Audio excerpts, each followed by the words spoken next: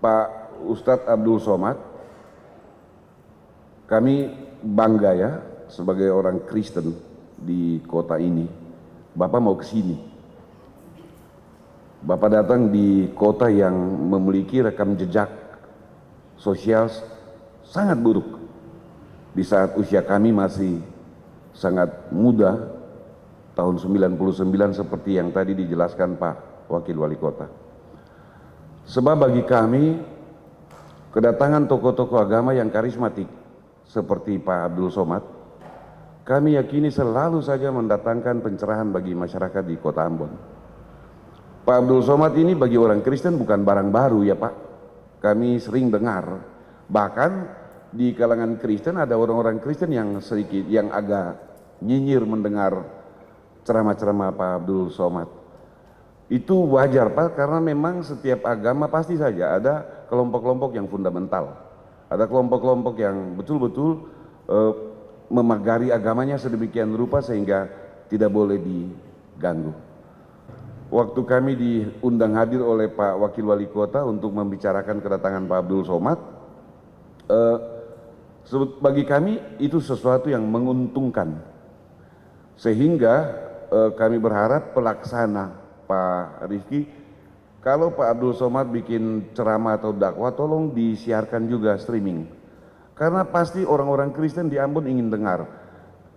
Ada kebaikan-kebaikan yang selalu muncul dalam ceramah-ceramah Pak Abdul Somad, dan kebaikan-kebaikan itu selalu bersifat universal, melintasi batas-batas kehidupan yang dipagari karena agama.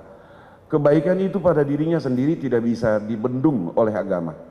Bahkan agama yang seringkali mengeluarkan kebaikan-kebaikan berdasarkan ajarannya itu. Oleh Ustadz Abdul Somad. Kepada Bapak Ustadz Abdul Somad, disilakan.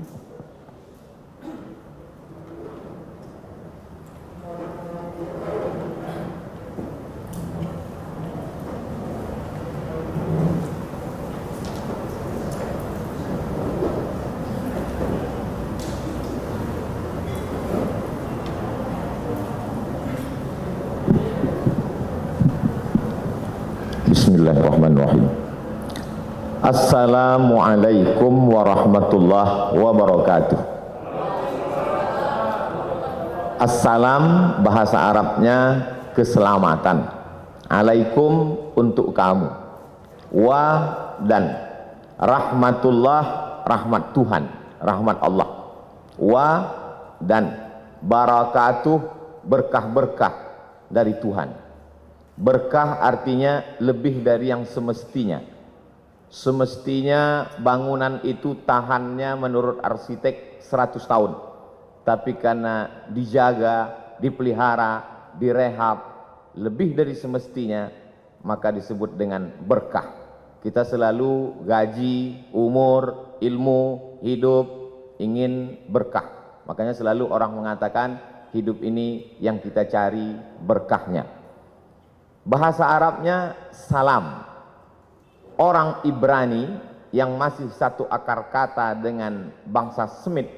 Nabi Nuh punya anak 3 orang. Satu namanya Sam, satu namanya Ham, satu namanya Yafes.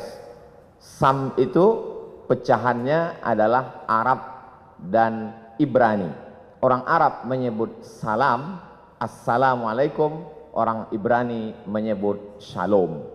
Lalu kemudian ketika sampai ke tempat kita menjadi selamat. Makanya disebut selamat siang, karena kebetulan acaranya dibuat siang. Salam sejahtera, tambahan, kombinasi, modifikasi dari bahasa Arab dan bahasa Indonesia. Ada salamnya, ada sejahtera.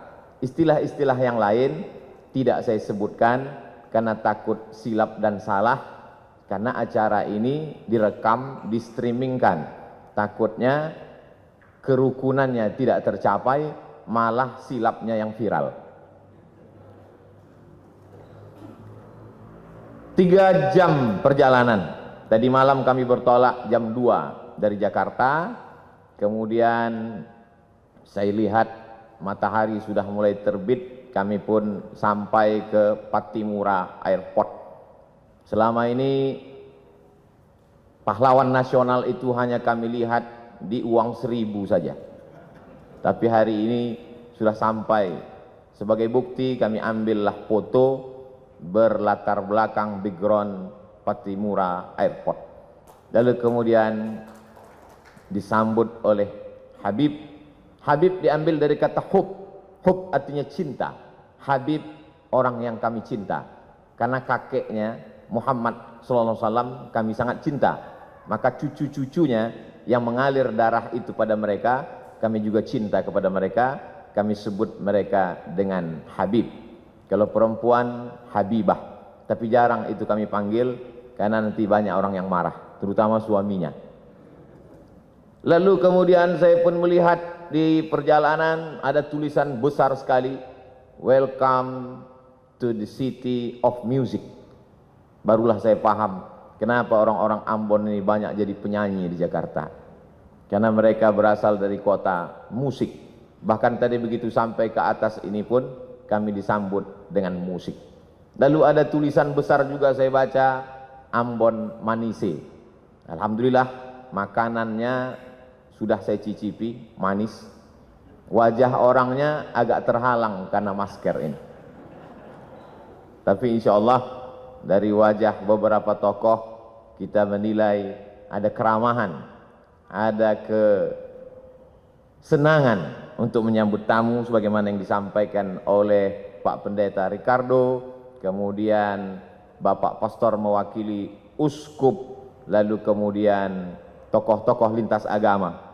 Sampai akhirnya saya pun sampai ke majelis ini bertemu dengan Bapak Wakil Wali Kota yang kabarnya sudah mendapat beberapa telepon. Ada kemarahan kenapa Ustadz Abdul Somad tidak dibuat ceramah tablik akbar di Tanah Lapang. Saya melalui forum mimbar ini menyampaikan dimanapun saya tausiah hari ini tidak bisa dibuat di Tanah Lapang karena memang suasana kita sedang COVID. Tidak bisa kita mengumpulkan orang ramai. Di hotel pun paling banyak hanya 150 sampai 300 orang. Kalaulah tadi direkam itu kamera dari awal sampai akhir, bagaimana panitia ini betul-betul menjaga prokes kita. Saya di beberapa banyak tempat selama setahun dari Maret 2020 sampai 2021 ini, rasanya yang paling tertib melaksanakan prokes ini di Ambon inilah. Itu Ustadz ngomong begitu karena di Ambon atau bagaimana? Memang saya bisa tanya kepada tim. Karena di Ambon inilah sampai yang mikrofonnya pun ganti masker sudah berapa kali. Saya yakin itu virus COVID tidak sampai ke atas ini. Mereka di bawah melihat, tak usahlah kita naik, cepat kita mati katanya. Alhamdulillah bertemu dengan Pak Wakil Wali Kota. Bapak Wali Kota tidak bisa hadir karena sedang ada kegiatan di Jakarta. Ini perlu saya sampaikan supaya jangan ada fitnah di antara kita. Lalu kemudian bertemu pula dengan Bapak Kapolresta Ambon.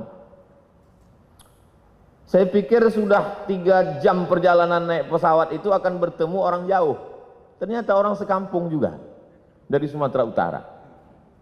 Lalu kemudian sangat membahagiakan berjumpa dengan para alim ulama, Ketua Majelis Ulama Indonesia, Ketua Majelis Ulama Indonesia Provinsi Maluku dan Kota Ambon.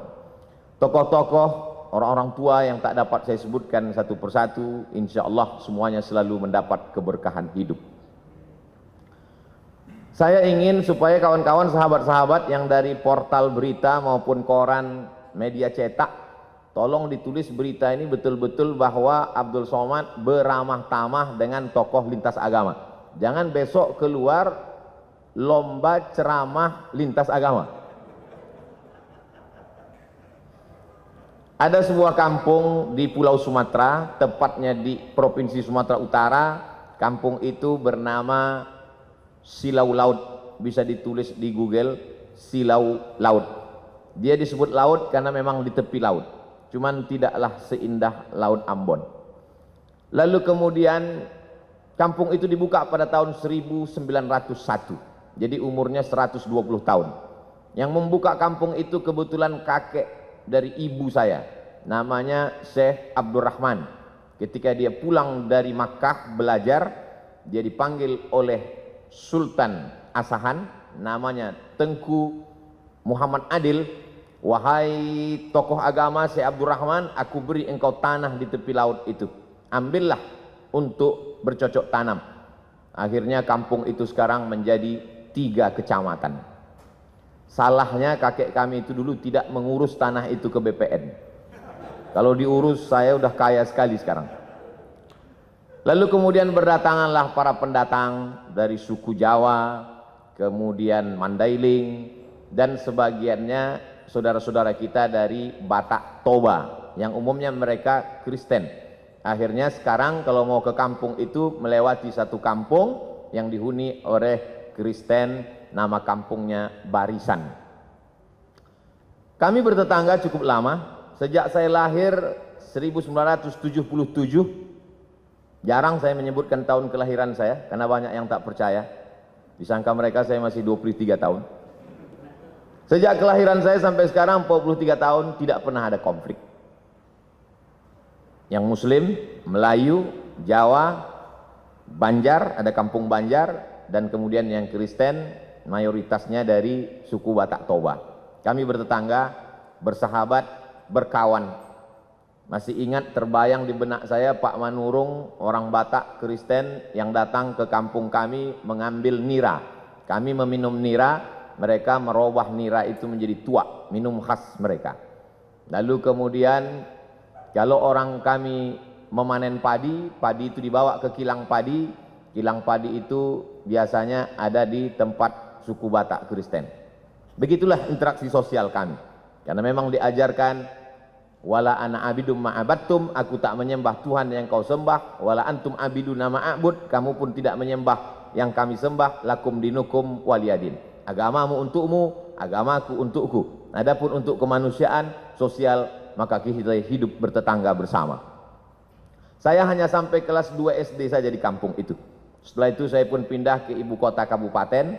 Di sana saya masuk SD. Di SD itu ada 2 orang yang berbeda wajahnya dengan kami. Kulitnya putih. Dulu kami menyebutnya Cina. Sekarang tak boleh sebut Cina, Tionghoa. Satu laki-laki, satu perempuan. Agamanya Buddha dan Konghucu. Kami berteman, bersahabat, satu kelompok. Waktu itu kita di kelas tidak berbaris, tapi berkelompok. Nama belajar masa itu CBSA, cara belajar siswa aktif. Yang tahu berarti sudah tua.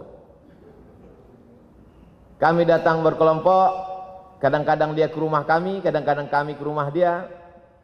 Lalu kemudian beberapa tahun yang lalu saya buat reuni pertemuan SD. Jumpa lagi. Teman saya yang Tionghoa itu namanya Akyong. Saya lihat Akyong pakai peci. Saya berbisik ke kawan saya, itu si Akyong masuk Islam? Tidak. Kenapa dia pakai peci?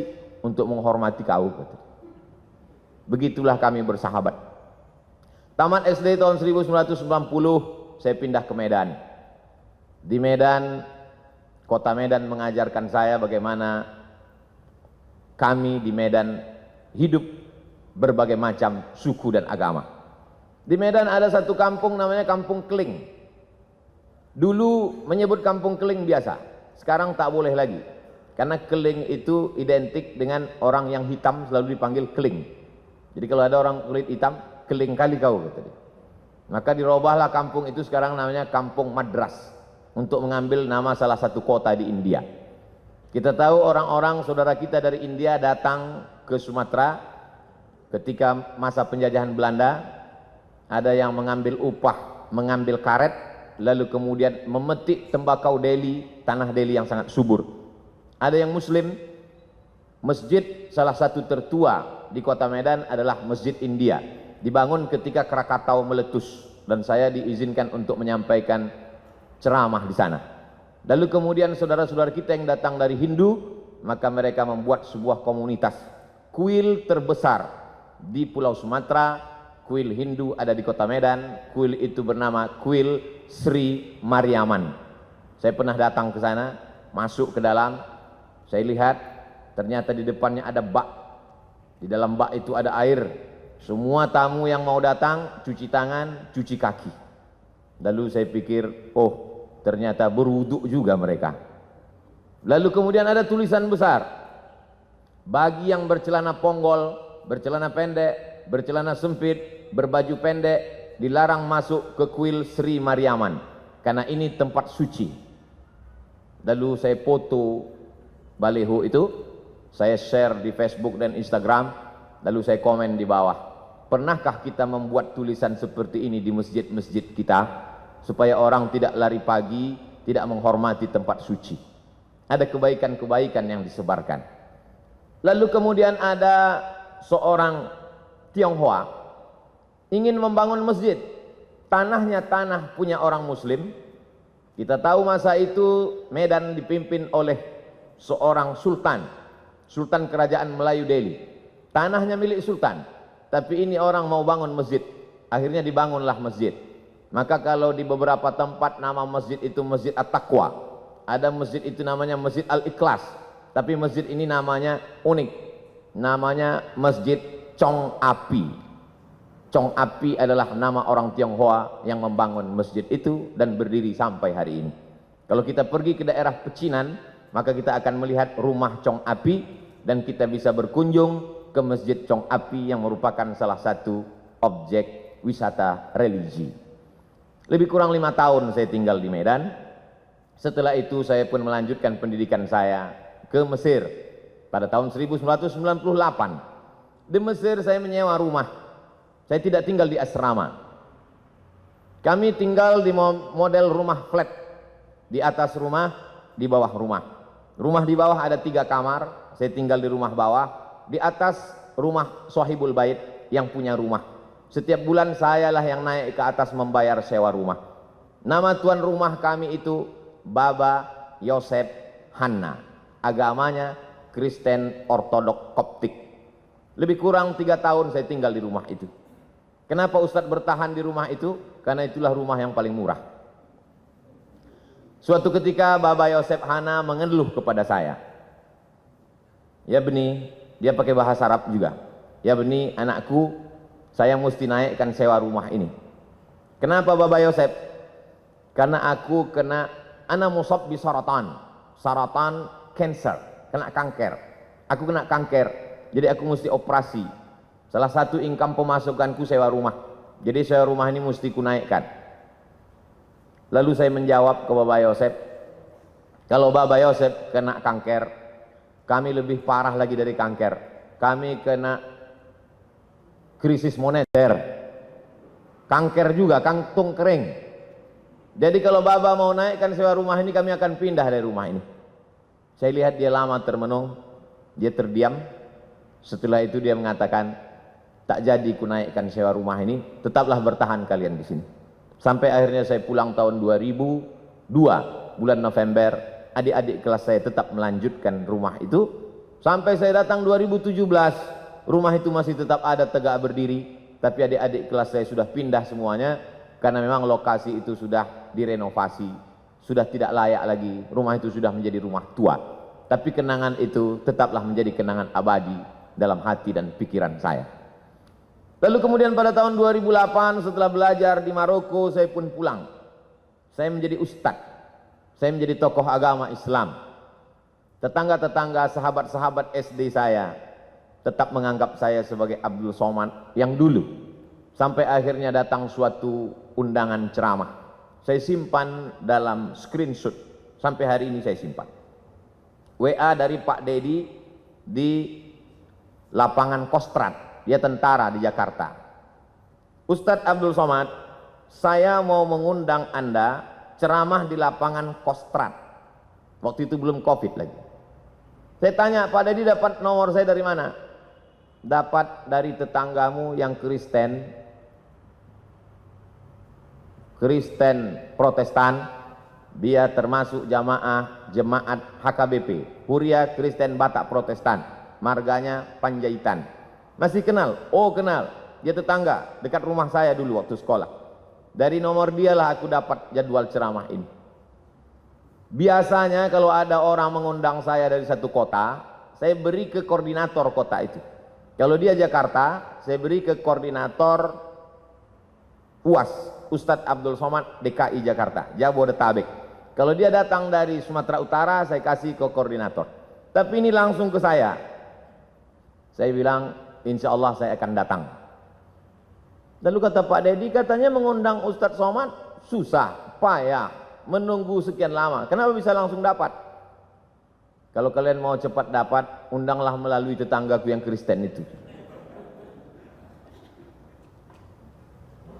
Sebulan yang lalu, tetangga saya, lain orang, dia kirim foto rumah mengaji, dindingnya belum disemen, atapnya tidak pakai dek, anak-anak belajar Quran di lantai. Adinda Abdul Somad, itu tempat mengaji itu adalah rumah si Joni, tepatnya di depan rumah si Hot Maharahap. Aku mohon kau dukunglah tempat mengaji ini. Padahal dia Kristen. Dia ingin supaya tempat mengaji itu saya support. Akhirnya saya hubungilah tim Yayasan Tabung, Yayasan Wakaf Hajah Rohana. Setelah mak saya meninggal, saya buat program kemanusiaan untuk memberi makan fakir miskin, namanya Yayasan Wakaf Hajah Rohana. Saya minta supaya tim mensurvei tempat itu. Akhirnya tempat itu disurvei, berapa lantai yang perlu diperbaiki, berapa harga semen untuk menutup dinding, berapa tikar plastik dan meja, berapa lampu yang mesti diganti dan lain sebagainya. Akhirnya guru-guru mengaji mengucapkan terima kasih. Terima kasih Ustadz. Dari mana Ustadz dapat info dari kami? Dari tetanggaku yang dulu masa kecil sahabatku. Rupanya dia tak sampai hati kali melihat kalian mengaji di lantai. Akhirnya dia WA saya dan hari ini tetap terjalin. Saya bukan ingin membanding-bandingkan kampung saya dengan Ambon. Tentu tidak bisa mengimbangi yang 100 tahun menurut pakar internasional memperbaiki psikologis orang Ambon perlu 100 tahun. Tapi di Ambon cukup hanya 10 tahun sudah selesai. Ini keberkahan. Jadi kedatangan saya kemari adalah untuk mengunjungi saudara-saudara saya sebangsa dan setanah air. Adapun ceramah saya di masjid, di kantor, semuanya direkam melalui kamera. Dan kalau signal di hotel, di masjid itu kuat, memang biasanya di streamingkan. Pak Ricardo, Pak Pendeta Ricardo, Bapak Perwakilan Uskup, dari tokoh lintas agama Hindu, Parisada, Hindu Dharma Indonesia, maka semua ceramah saya itu di streamingkan. Begitu juga dengan yang nanti malam insya Allah.